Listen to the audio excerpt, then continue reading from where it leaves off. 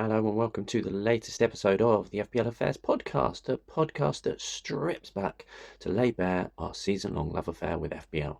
In our Gameweek 1 Unwrapped review, we analyse our opening team selections, their impact on our initial ranks, and the week's admin's good, the bad, and the ugly awards. We finish with the lessons we have learned from this game week.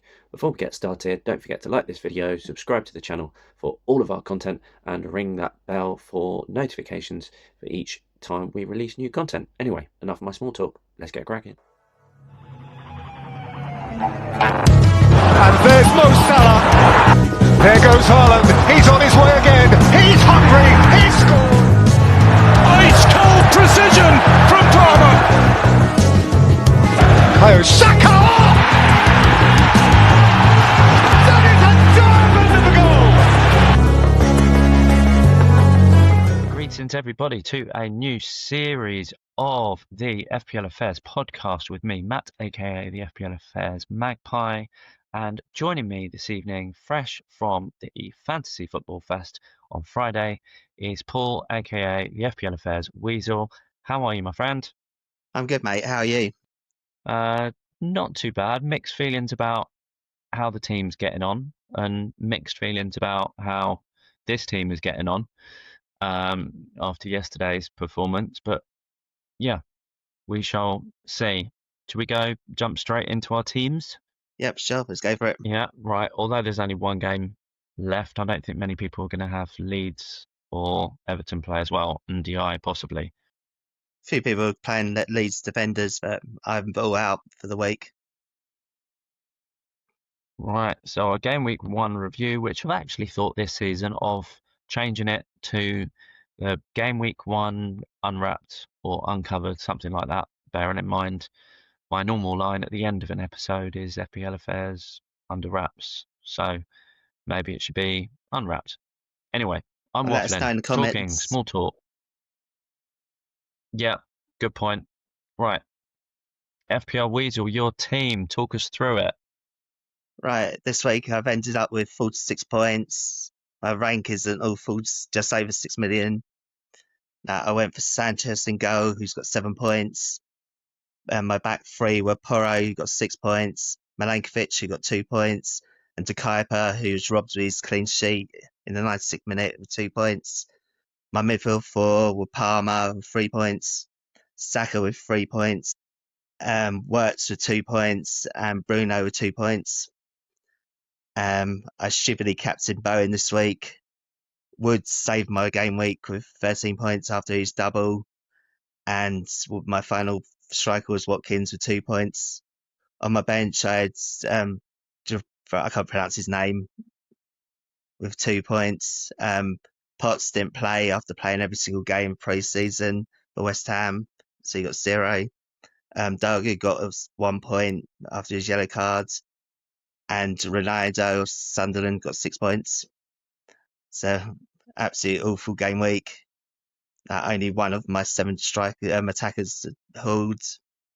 Got no DEFCON points, and only my keeper and Porro got clean sheet points. Bruno was frustrating with the DEFCON because midfielders need 12 and he got 11. Did he get 11 in the end? Ouch. He got 11. It was 8 when I last looked. He was one That's shot. even worse to be 1 away. But that just sums up the week, really, doesn't it? We'll show the stats points table. Yeah, so my game week points were 46 points. My safety score was 56 points. I had 9 points on my bench, so I was 10 off safety points. My new overall rank is 6.5 million. And my game week rank is just over 6 million. I don't know how that works. They should be the same, shouldn't they? That's what I thought. And then the more I thought about it, I thought, well, perhaps it's got something to do with bench boost, or maybe the game week rank is judged on the team score before auto subs, possibly, and then the overall rank is after auto subs. Possibly, yeah. Maybe it's something like that. Yeah, one thing for FPL, it's not showing the points We've got people getting subbed in. Dave was saying on our group chat. So I think sadly I am 6.5 million at the moment. Which, to be honest, doesn't really necessarily mean so much. You could have a good game week 2 and then you're suddenly like 2 million. Uh-huh. Uh, Yeah, I'm not worried at all. I've been playing for long enough. yeah, taking it with a pinch of salt. Uh-huh. Um, Yeah, it's last season deja vu again. yeah.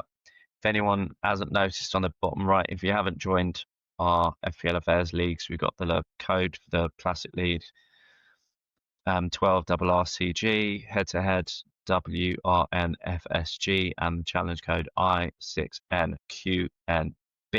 Are we The keeping full it open? auto-join link should be in the video description on it.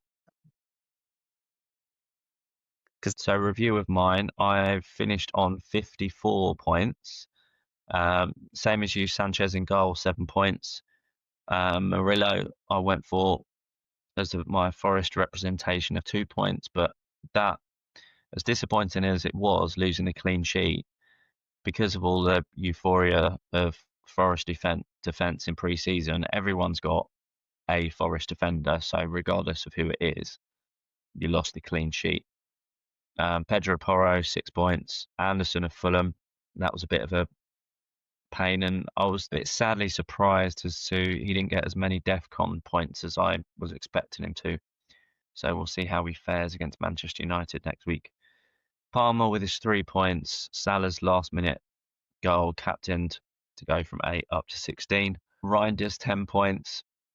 Bruno, 2. And as we said when speaking about Weasel's team, how Bruno was 1 tackle or 1 block or 1 clearance or 1 recovery away from getting the 2 DEFCON points. Frustrating. And then my front 3, Strand Larson, Fulkrug and Watkins, all blanking. Strand Larson, I believe, showed some good promising moves or chances against Man City. I watched the West Ham Sunderland highlights, and Fulkrug's name I don't think was even mentioned. Yeah, I don't remember No, it being mentioned. I almost didn't go with Fulkrug actually because I had Bowen for the vast majority of pre-season, and then in this last week it was very much looking at what budget I've got and really wanted Bruno because of his all-round potential from DEFCONs as well as set pieces and Manchester United fans' theory of how he's going to play by playing deeper and the impact that would have on him. It didn't affect. So I sacrificed 2 million from Bowen and saving another 500,000 somewhere else to get up to Bruno from a 6.5, which was Crystal Palace Sarr. And on the bench, I had Dubravka's 2 points, Estev's 1 point, who was my other defender. Oh yeah, Richards of Crystal Palace, his 6 points, and this at 6 points from Elliot Anderson. And Elliot Anderson had been in my starting lineup in a 3-5-2 up until 5 minutes before the deadline. Ouch. Where I decided to play Strand Larson instead, and it was like, right, I can't really bench Fulkrug because he's against Sunderland. Although to be fair, Sunderland at home in their first game back in the pre-season, it would be a rocking atmosphere. But at least I didn't take out Reinders, however it's pronounced. True. I would have done the same. I would have played Strand Larson over Anderson. And Anderson, like Bruno, he got 11 DEFCON, so he was 1 short of getting the magic 12 for a midfielder. I didn't know that. And then he would have gone up from 6 points to 8 because he got his 2 appearance points, 1 clean sheet, and 3 for an assist. So he got 6. Got bonus points so it as would well. have been 8. I'll have to check that. Otherwise, my bench will be even more painful. But looking how that shows on the table, I was only 2 points short of my safety score. So that would effectively equate to a red arrow. 15 points on the bench. And my new overall rank is just over 4 million, or game week rank of 3. I'm disappointed that it was an average game week score or just below the safety, but what I'm really taking from this week, which will actually cover a bit more in the lessons learned. But last season, I tried to cover Palmer by getting in Nkunku. He was benched, and I tried to cover the Liverpool defence by going cheaper with Quansah, and he was brought off at half time. And so after game week 1, I had Quansah and Nkunku fires to burn. So this season, I was very much I want to start with 15 players that I'm very confident are going to start, and the majority have got, if not all, have got existing Premier League experience apart from the budget option. And all 15 members of my squad started for their respective clubs. So no burns in that respect. Okay, well, I brought in the next section last season, near the end actually. And I thought this time we're going to have to be a bit more round, get the claws out. Now we're all technically animals with our FPL Affairs logos. So we've got in the admin awards, the weekly ones, the good, the bad, and the ugly. I have mentioned who my 3 suggestions are without giving any spoilers. Are you in agreement with those? Were there any that you thought maybe that's a bit harsh or generous? Or No, I'm in total agreement with you. You've made 3 great selections. And I can't wait to see the other admins' reactions. Game week 1, the good went to Lazy Lion, who wasn't lying around because he was the only one in the admin group to select Ait-Nouri, who got those 9 points and finishing top with 70 points. So a good solid start from him, but it'll go downhill. We'll get the wooden spoon like last year. Yeah, it'll be his one and only week at the top, I think. I think it'll be mainly in the bads and ugly categories the rest of the season. I wonder if he got the news that Gardivo was out injured. I missed it because I was at Fest. And I don't know if that's what influenced him to get out Nori, because it pretty much nailed his spot. I personally stayed clear of him because I thought it was a rotation risk. Yeah, I just in the end decided to stay clear of the 6.0 defenders and get in some 5.5s that have got better chance of DEFCON, because the top teams that have majority of possession build from the back don't have good DEFCON, so defensive contributions, if you aren't aware of what they are. So for defenders, they need tackles, blocks, clearances, and interceptions. They need a minimum of 10 to get 2 bonus points for it, and the midfielders have got to get 12, but they get ball recoveries on top. Anyway, the good went to Lewis Greening, the FPL Affairs Lion. The bad went to somebody who he has had a bit of a moan about it in our admin group. Just a little. And yeah, yeah, just a little. Bless him. Yeah, that's small. He needs to go back to Bev picking his team, I think. Yeah, there you go. There's the spoiler given. It goes to our FPL Affairs Rooster, Mr. Dave Paxton, who was quite satisfied with his team, but then he made changes in the last 5 to 10 minutes. And in the end, the team actually looked worse for it. And he had Reinders on the bench, I think. Yeah, it was his first sub. But he had Tosin of Chelsea who didn't play. Yeah, he's got lucky there and got. But because the rules state you need 3 defenders, Reinders didn't come off the bench. It was the first defender, which, to be fair, was Lacroix, who got him 8 points, I think. So only 2 less, but even so, he would have preferred that. And moving on to the ugly, there was only one place. This was the easiest pick of the lot. And I can probably confidently say that every admin member would agree with this decision, possibly him himself. And yeah, you laugh, we laugh. I can understand why the most popular captain out of the admin, 5 out of the 12 teams, Captain Jared Bowen. But one admin member had to go that extra bit further, which was at least 2 steps too far by using his triple captain chip on Jared Bowen.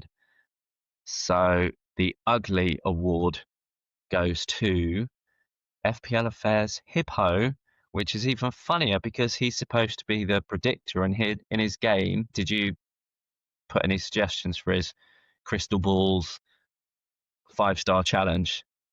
Well, he basically, for those of you that keep an eye out for it for next week, but there's 5 predictions you make, and for 3 of those, he put Jared Bowen as his answer, the top scoring player of the week, the midfielder most likely to bag a double brace.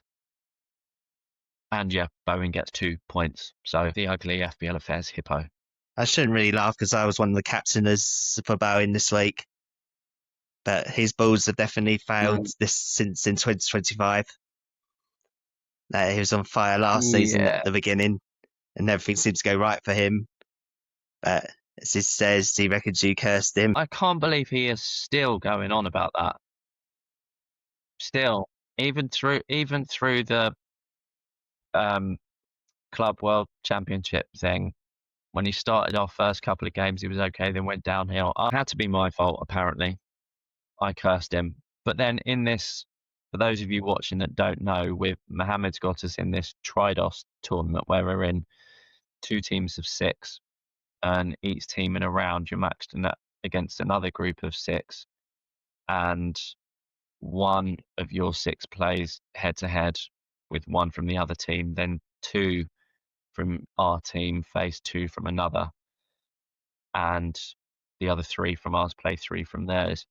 Well, start of this season, Kieran's my partner tag team thing, so it's detrimental to me to keep him cursed because I want him to do well from that respect. I didn't realise you was paired together, But, you two. Well, right, switching from those last things really, so what lessons we've learned in week 1. My main one really, which I've said before, is who needs Isak? And I'm trying to say this impartial from the Newcastle perspective, but also impartial from the Newcastle perspective.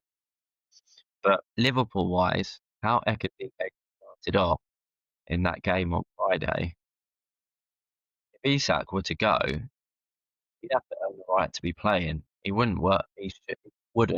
Shouldn't walk straight into that team, even if they were to spend like 130, 140, 150 million. If anything, Liverpool needs to spend 70 million on.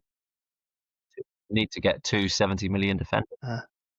STK could go to the left wing and Isak up front for them as an option. That'd be harsh on Gakpo, though.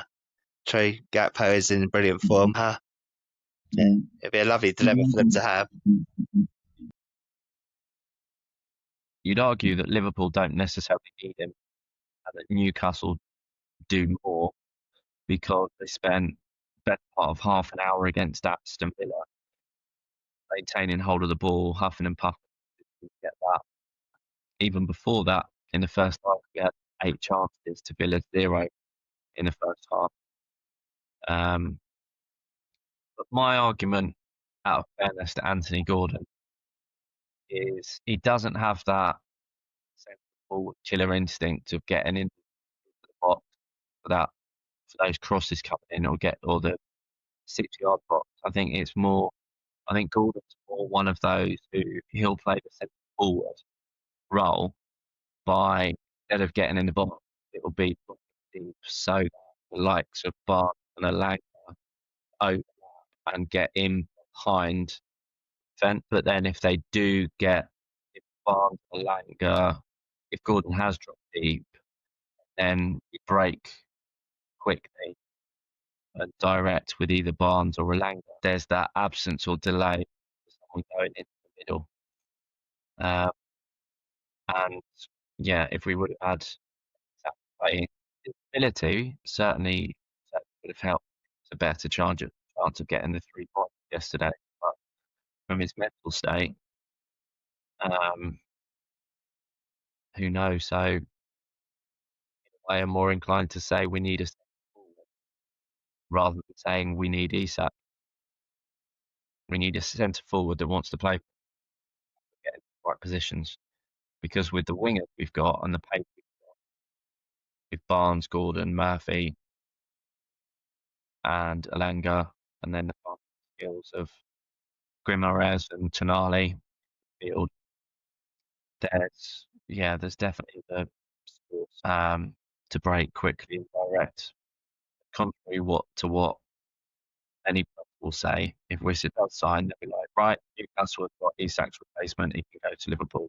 He's got Wissa replacement for Wilson. Wissa's the closer end of 13. Isak replacement would need somebody young with a lot more potential. So, what are your thoughts on the Isak?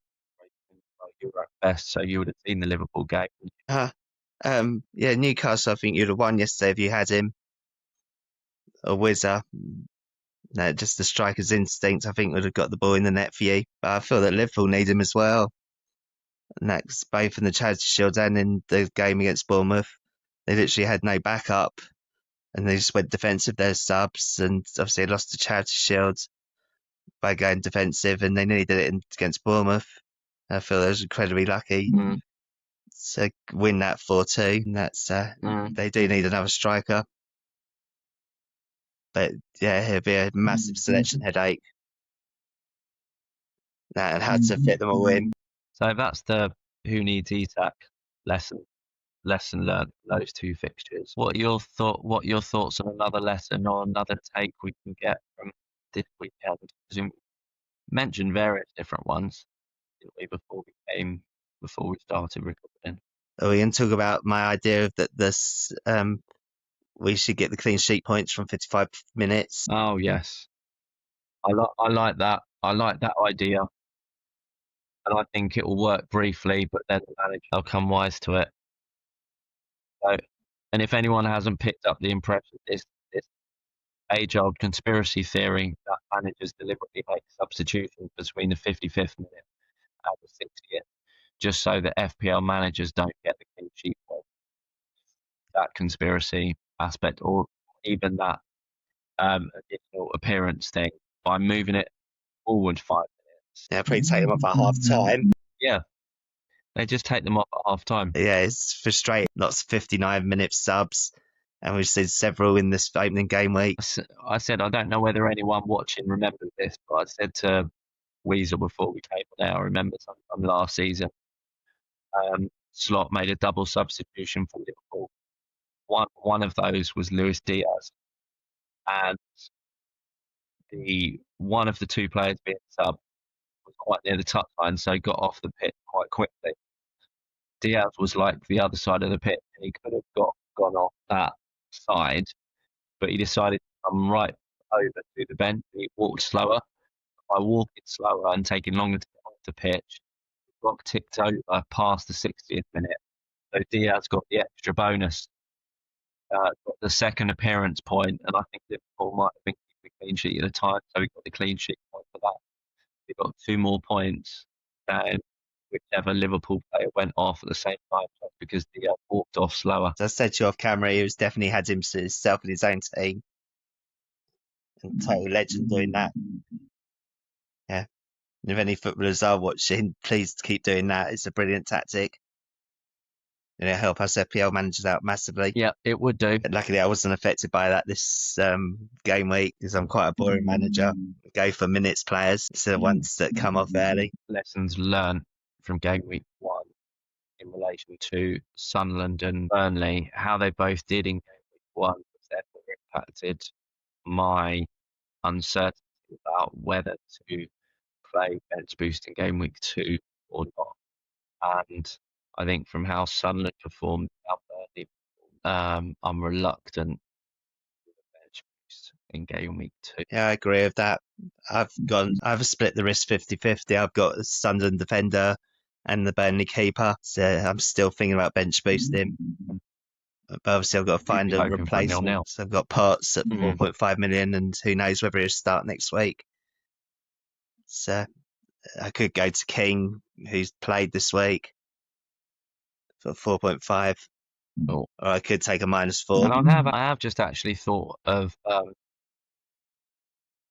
an additional lesson learned that we didn't actually talk Okay. about was in Nottingham Forest's pre-season. They're like 7 games. They kept like 5 clean sheets, scored 2 goals, I think, and Chris Wood got neither of those. And they went 3-1 today with Chris Wood scoring 2. So I'm wondering, is there going to be a massive, by the looks of it is, from a quick look at live FPL, that people are going to knee-jerk him back in after his 2 Yeah, he's predicted goals. to Do you rise think tomorrow he's now, isn't he? Tuesday morning.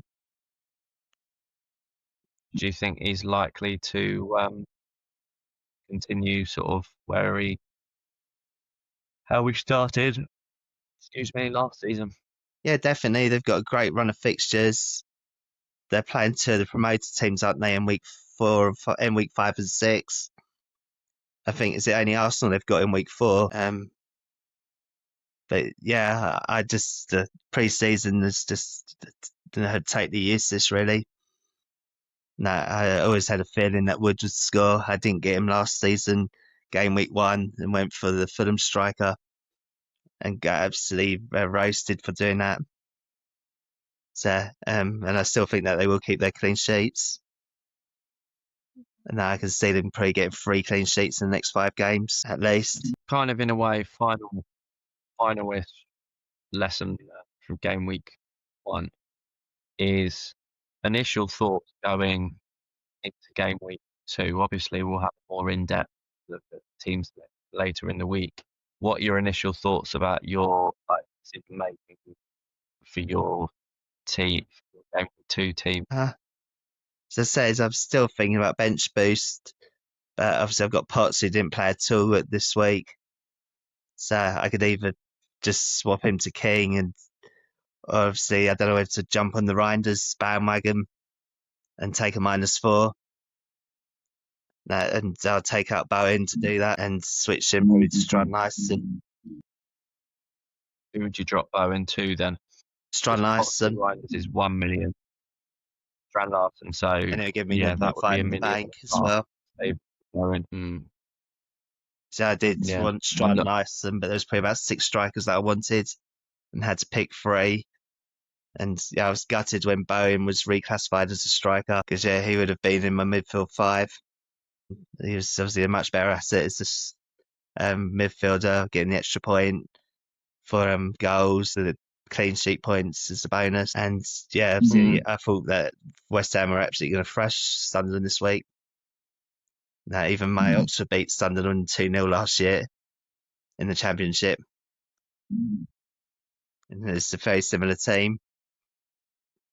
So I think Sunderland might surprise us this year and maybe break the curse of the Championship teams, go straight back down again. They've made some really good it's almost the signings. fact of because they Sunderland finished the season abysmally. Yeah, it was shocking. Because it was once they hit the sort of spot in the playoffs where they couldn't get automatic promotion, but they weren't going to drop out of the playoffs spots. Then they were just losing and losing and losing. But then when it came to the playoffs, they obviously managed to battle through. They got through. They got their act together finally. But you'd think with that, even though they've made like 10s. I like their signs that they've made. They're going to score goals. Obviously, they're going to let in goals. I think they might be another Luton this year and entertain us, and then probably do a Luton and end up in League One in 2 years' time. Yeah. They're that sort of side, I think. From a Newcastle perspective, what I'm hoping for Sunderland for this season is we get 6 points from them and they finish 17th for me. So they finish as low down as you can, but don't get relegated. And the reason for that is it would therefore mean that where Derby will occur again next season. And it would also, obviously, I'll tell you a funny story about this, and it's going a bit sidetracked. Yeah, I'm not a betting person at all.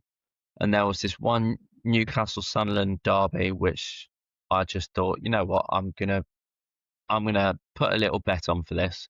So Bobby Robson era, Shearer and Bellamy up front, and I put a bet on Newcastle to win 2-1 with Bellamy scoring first. That's the bet I put on. I can't remember what the odds were. Anyway, first half kicks off. Bellamy gets an early goal. Then Shearer gets a free kick. Half time, Newcastle are leading 2-0. Right, so I'm like, I'm on to win the bet here. The whole of the second half, I was actually cheering on Sunderland. I was like, I just want Sunderland to score one goal, and then we'd at least win still, and I'd get the bet in as well, because actually the trickiest part of the bet was Bellamy scoring first. But yeah, that was the 45 minutes of my life that I've actually supported Sunderland, What and was the they final? rebelled against me. So Newcastle won 2-0. It finished 2-0. At least we won, and we beat them and got the bragging rights. But yeah, it was just a bit surreal actually cheering on Sunderland against Newcastle just because I wanted to bet. But at least we were like quite a bit ahead. We were 2-0 up. But anyway, we shall see when those come up as to how the squads and teams and performances and that will be, and whether Newcastle will have a centre forward by then. Where you can find us and how to get in touch, there's our league codes down the right hand side, as well as my 3-year overall rank of 6,052, which, to be fair, was Weasel's suggestion that I include that on the slide when he found the website at the end of last season. But yeah, if your choice of contact is email in lowercase straight fplaffairs@gmail.com. On X or Twitter, our group handle is FPL Affairs, although you're on there with your own personal Weasel one, aren't you? I am. You can find me under FPL Affairs Weasel. So please follow me, and I'll follow you back.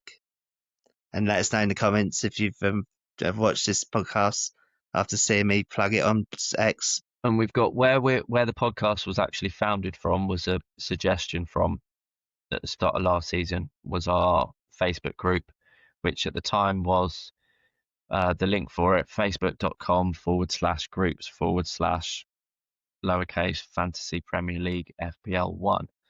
But if you can't be bothered typing all that in, just go into Facebook and search the groups and enter FPL Affairs, and it should come up straight away. Not a problem. And hopefully get us over 65. Yeah, we're trying to get over 65k. Yeah, I think we're only 100 off now. So fingers crossed. If you're not part of it, then join it. YouTube, if you're watching us on YouTube, you should know that our handle is at FPL Affairs, and on Spotify, the link below, which will get put in the description. But yeah, please, if you liked any parts of these videos, if you felt I've waffled on, if I have, or well, either of us have not been critical enough or taken the mick or taken the Michael out of any of the other teams enough, then please tell us, and we shall try to banter about their teams a little bit more next time. Definitely. We were too nice this week in the end. So, be warned, so, fellow admins, next week. Alrighty, well, that's a wrap from us. Any final thoughts from you, Mr. Weasel? Yeah, don't panic, everyone. It's just only game week 1. That is a marathon. Lots of people have played their chips this week. A lot of people got lucky. So don't make any rash decisions. And we'll see you again next week. And don't knee-jerk into some straight-off quick decisions that you might regret. Except for I think Reinders. Actually noticed without going back to it, I did actually notice that the 2 most sold FPL assets after game week 1 was Florian Wirtz. He's one of the two most sold assets at the moment. Predictable. And the other, my mind's gone blank now. Palmer, maybe. Might have been Ollie Watkins actually. Yeah. They're pretty Or gone. Cole It's the Palmer. easy way to get to Something Teke, around isn't it? those. Because he's half a Yeah. million cheaper than Teke. So it's the easiest way to get to him. But yeah, I think they might regret doing that. As Watkins has got some great fixtures coming up, and Liverpool got some tough ones. And then it'll get Coventry Toon Derby through next there, week against Liverpool. Yep. So Mr. Weasel and I will be back later in the week to go through our final decisions, whether we have stuck or whether we have gambled with any, or whether Paul's taken a -4 at all to try to seek an upside turnaround from it. But that should probably come out on Friday morning. On Wednesday at some point, you shall come out FPL Affairs Swan, aka Barry, the Differential King, his differentials video, which this week or this past week was on budget midfielders. So we shall see who his choice is for next week. So all that's left to say is thank you very much, and keep your FPL affairs for next game week under wraps until the deadline. Goodbye, everybody. Good night, everyone. Don't forget to like and subscribe.